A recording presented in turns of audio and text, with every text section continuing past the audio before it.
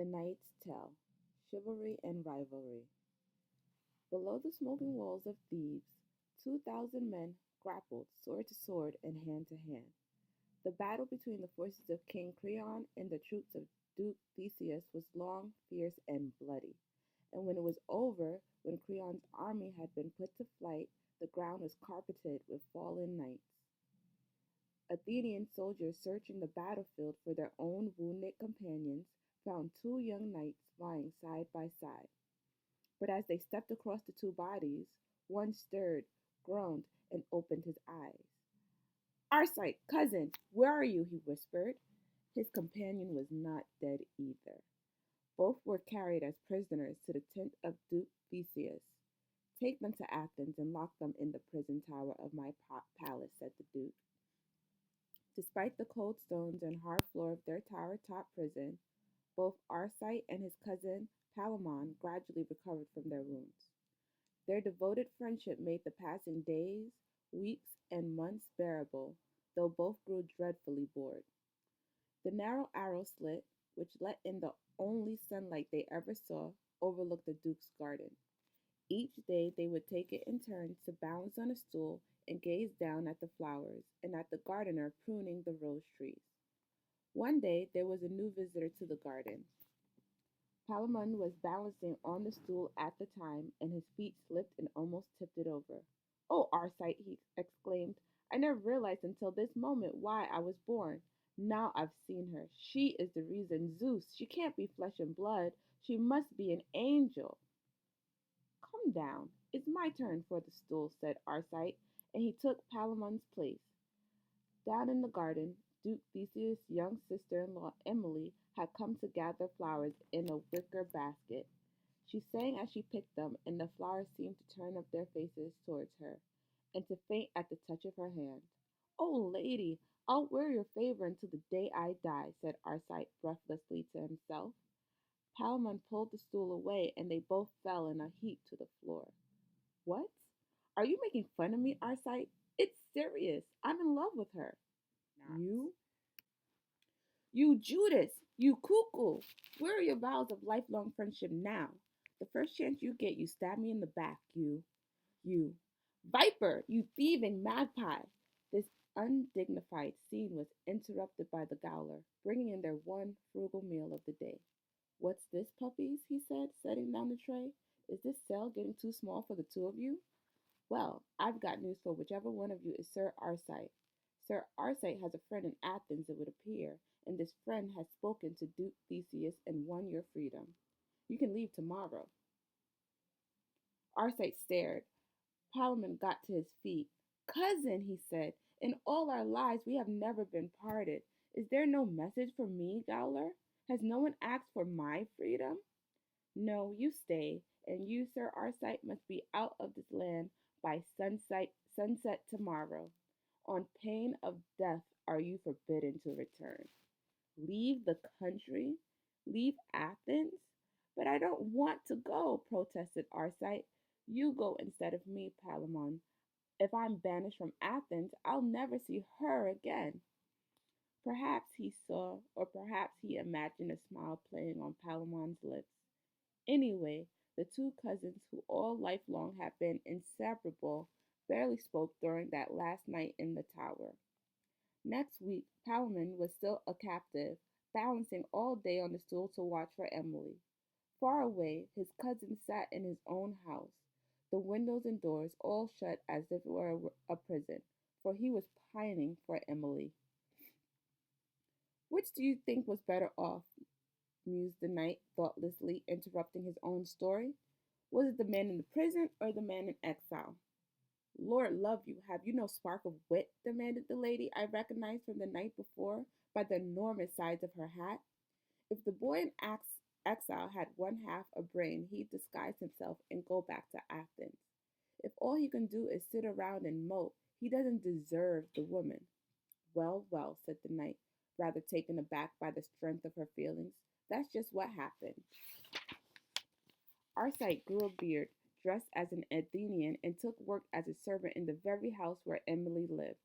The thought of seeing her again quite outweighed the threat of death if he was discovered inside Athens.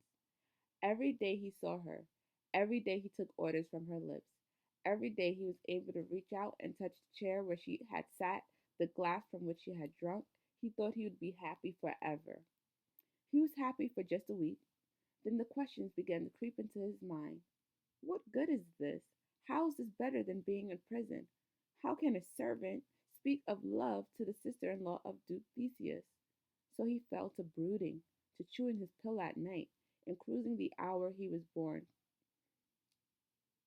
Just 2 hours after the gaoler forgot to lock the door of the prison tower, Palamon found himself free, creeping through the Athenian woods, and his heart, his mouth, his life in the balance.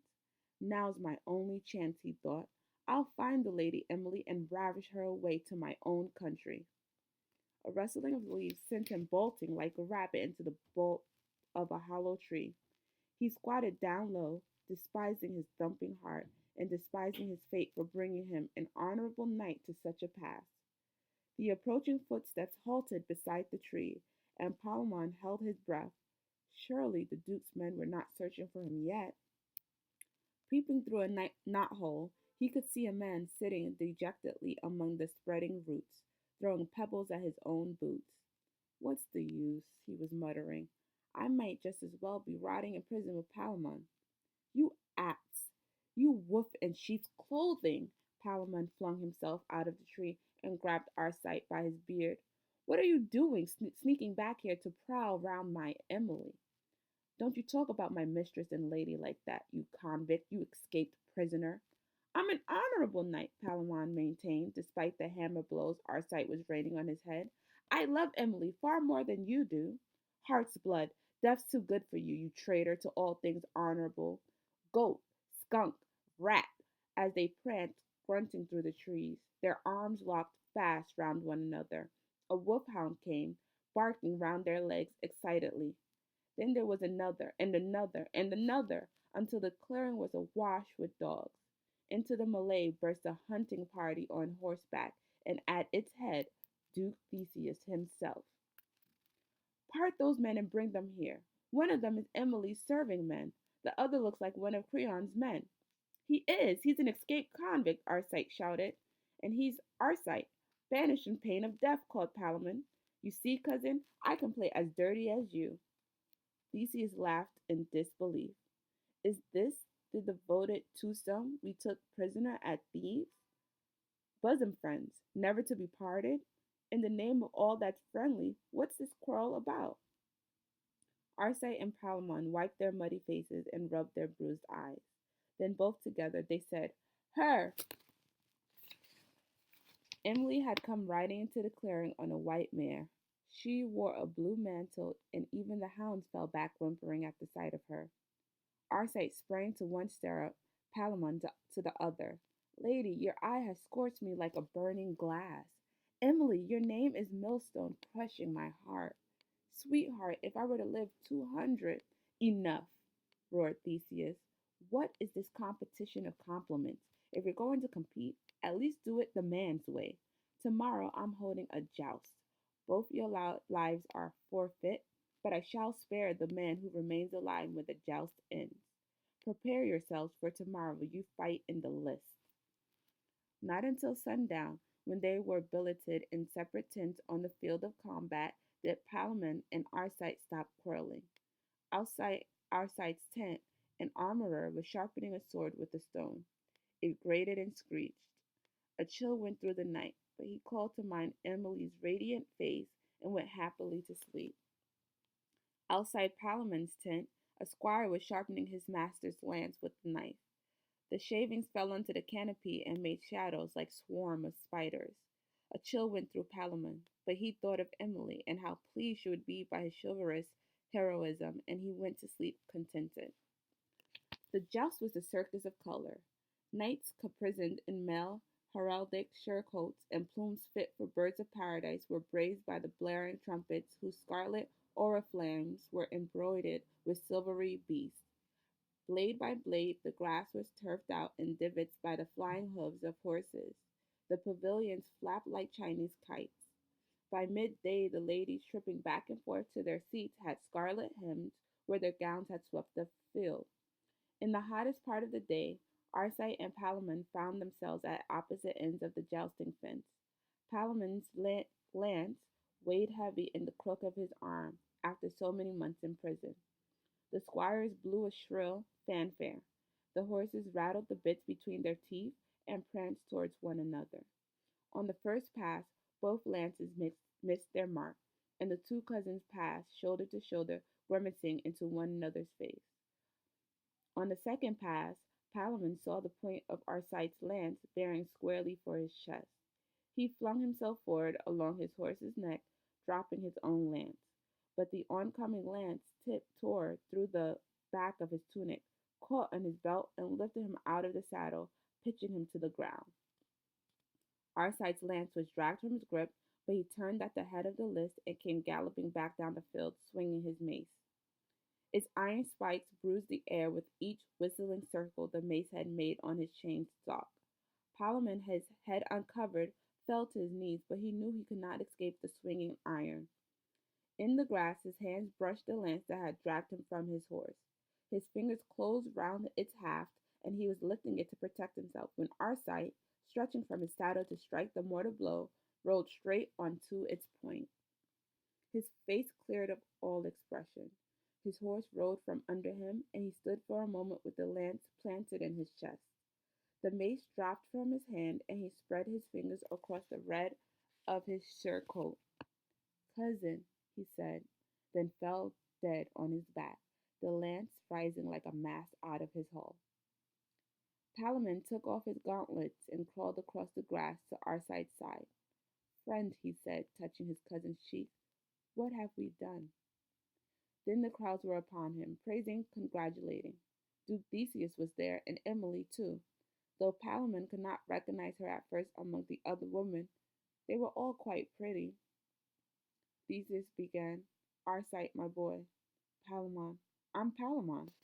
Oh, well, Palamon, my boy, let this be an end to all quarreling. Your rival has died a glorious death in the name of chivalry, and you have fought bravely too. Take Emily's hand and forget every unhappiness. The wedding shall be tomorrow. Handing back in the shadow of her brother in law, Emily said, Ugh, do I have to? His hair is awfully thin already, and I don't like his mouth. She had a voice like the teeth of a comb clicking. Nonsense, Emily. He's very chivalrous, knight, even if he's a foreigner. Emily, Arcite, my blessing on you both. Palamon. I'm Palamon, said the chivalrous knight, while at his feet Arcite raised no argument whatsoever. The knight stopped speaking. The woman in the enormous hat, who I learned was a widow all the way from Bath, had been leaning out of her saddle to catch the knight's words. She was rather deaf, I think. She continued, leaning towards him, waiting for more. Well, she demanded in a huge West Country voice, were they happy? The knight shook himself. Yes, oh yes, they both lived happily ever after. Palamon woke to each day happier than the day before. The widow smiled and sat back into her saddle with a thump. I don't know if he would under the circumstances, I said. Under these circumstances, said the knight, waving a hand towards the listening pilgrims, we had to have a happy ending. Now who's next? All the same, said a pebble-headed reeve, snarling, it wasn't a whole heap of laughs, your story. The knight freely admitted it. I'm afraid I couldn't think of a funny story offhand. Well, I can, said the reeve. We seem to be about to hear his story, whether we liked it or not.